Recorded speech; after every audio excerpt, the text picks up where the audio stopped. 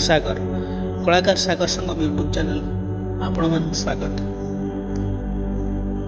आज विषय वस्तु हूँ जन्माष्टमी। जन्माष्टमी महत्व आसतु जानिबा। हिंदू धर्म रे जन्माष्टमी पर्व को बहुत धूमधाम रे पालन करा जाए।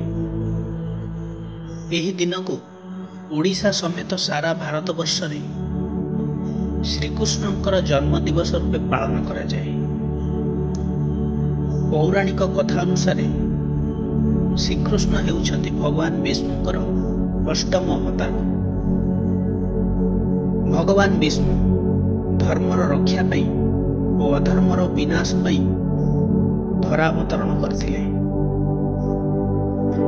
आज को 5251 वर्ष पूर्वे यादव राजा वसुदेव और राणी देवकींकर अष्टम गर्भरे श्रीकृष्ण मथुरार राजा अधर्मी कंसर कारागार रे भाद्रव मास कृष्ण पक्ष अष्टमी तिथि रे मध्यरात्र रे जन्म ग्रहण करथिले और संगे संगे पिता वसुदेवଙ୍କ द्वारा उपपुर को स्थानांतरित होई सेठारे नंद राजा और माता यशोदा पाखरे लालन पालन होइथिले। एही जन्माष्टमी बा श्रीकृष्णଙ୍କ जन्म उत्सव 2 दिन धरी मथुरा और वृंदावन में पालन हुए। ए वर्ष जन्माष्टमी अगस्त मास 26 तारीख सोमवार दिन पड़ुछि। एही दिन भगवान कृष्णଙ୍କର पूजा व्रत रखिले सबु समस्यार मुक्ति मिले और मनस्कामना पूर्ण हुए बोली विश्वास करा जाए।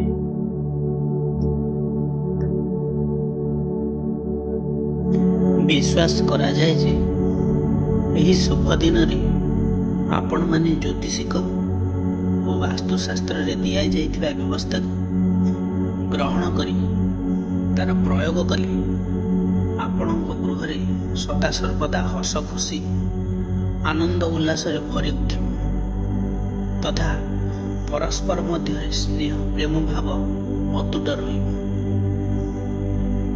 आपण प्रत्येक कार्य रे सफलता लाभ करिवे और समय क्रमे आपण समृद्धिशाली होई जिवे। आसंतु जानिबा वास्तुशास्त्र रे कौन रही प्रतिकार। भगवान श्रीकृष्णଙ୍କର प्रिय वाद्य यंत्र होछि बंशी। एहार मधुर स्वर दिव्यता और शांतिर शक्ति दिए। वास्तुशास्त्र रे बंशीर व्यवहार विभिन्न दोष को दूर करे। आसंतु जानिबा बंशीर सुभक्तर प्रभाव वास्तुशास्त्र रे कौन रही। जदि घर मुख्य द्वार किसी वास्तु दोष थाए तेबे सेठी चूड़ी बंशी नाली कपड़ा रे बांधी लगाइले गृह नकारात्मक प्रभाव नष्ट हुई सकारात्मक प्रभाव वृद्धि पाए। गृह कली झगड़ा बंद हुई सुख शांति फेरी आसे। जदि घरे आर्थिक समस्या सब लगी रहता है तेबे घर उत्तर पूर्व दिग जहाँ आम ईशान्य कोण बोली कहू सेठारे बंशी को सबुज रंग किंबा स्काए रंगर कपड़ा रे बांधी टांगिबे। या फल आर्थिक समस्या धीरे धीरे लोप पाई धनर आगमन हुए। यह करिबा द्वारा गृह लक्ष्मी वास करती।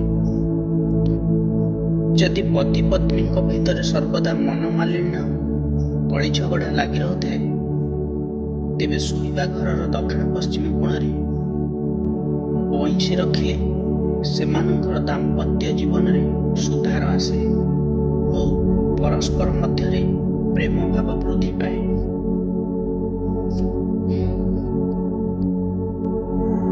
जदि पिला मानक पाठरे मन लगुनी एकाग्रता रहुनी ଏବଂ ଭଲ ପ୍ରଦର୍ଶନ କରୁନାହାନ୍ତି ଶ୍ରେଣୀରେ, ତେବେ ତାଙ୍କର ପଢ଼ା ଗୃହରେ ବଇଁଶୀ ରଖନ୍ତୁ, ଯେମିତି ତାଙ୍କ ସାମ୍ନାରେ ବଇଁଶୀ ଦେଖାଯିବ, ଯାହାଫଳରେ କି ତାଙ୍କର ପାଠ ପଢ଼ାରେ ଏକାଗ୍ରତା ବୃଦ୍ଧି ପାଇବ।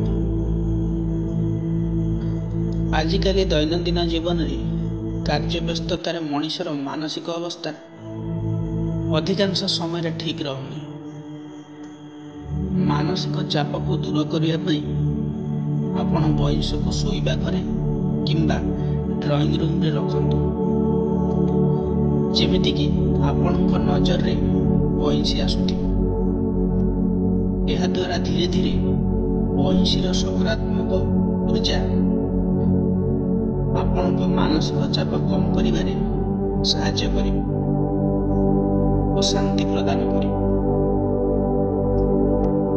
ଘରୁ ନକାରାତ୍ମକ ଉର୍ଜା କମ୍ କରିବାକୁ ବଇଁଶୀକୁ ଉତ୍ତର ଦିଗରେ ରଖିଲେ ଗୃହରେ ନକାରାତ୍ମକ ଶକ୍ତିର ପ୍ରଭାବ ନଷ୍ଟ ହୋଇଯାଏ। ଆପଣଙ୍କର ଅଫିସରେ କିମ୍ବା ଯଦି ବ୍ୟବସାୟ କରୁଛନ୍ତି ସେଠାରେ ବଇଁଶୀ ରଖନ୍ତୁ, ଯାହାଫଳରେ କି ଆପଣ କର୍ମକ୍ଷେତ୍ରରେ ସଫଳତା ଲାଭ କରିବେ ଓ ବ୍ୟବସାୟରେ ଆଶାସିତ ଲାଭବାନ ହେବେ।